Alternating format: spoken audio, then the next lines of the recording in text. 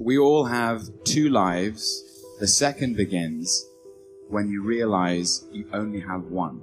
This is a universal experience for all creative people, certainly actors, is that the constant rejection at the beginning. You have to get used to it and you have to get thick-skinned about it. You'll never win unless you also stand to lose. Everything is possible and nothing is guaranteed. Take pains, be perfect. I think a myth in the business is that we all have everything to choose from, is that we don't.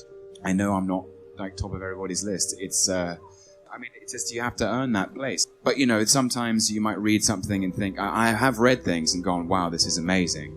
And I've chased it down and knocked on the door and people have said, actually, it's not you, Tom. We're thinking of someone different.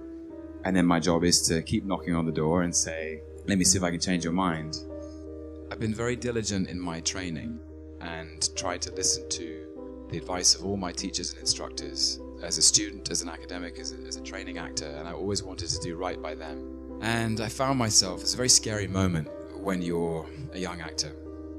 Most people find themselves in their early 20s, and everything is possible and nothing is guaranteed.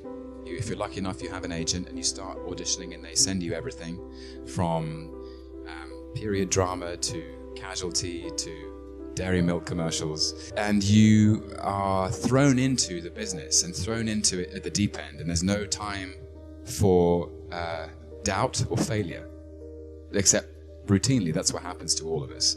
And I perhaps was too careful in auditioning, and I would always get close to landing roles and to booking jobs, and I would never quite get there.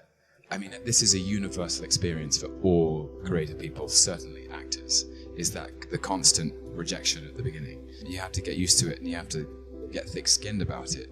I got so exhausted because at first you take it very personally, and I thought, well, no one's going to help me get there. The only person who could do this is me. I started preparing in a different way, and I sort of stepped up to the plate a little better, I think, because I could feel time sliding away and I wasn't getting on with life. I just was sort of stuck in this rut of neither acting nor doing anything else. The experience of being in your 20s is so energetic, and I felt so stagnant, actually. So I just kind of changed everything up, and it worked.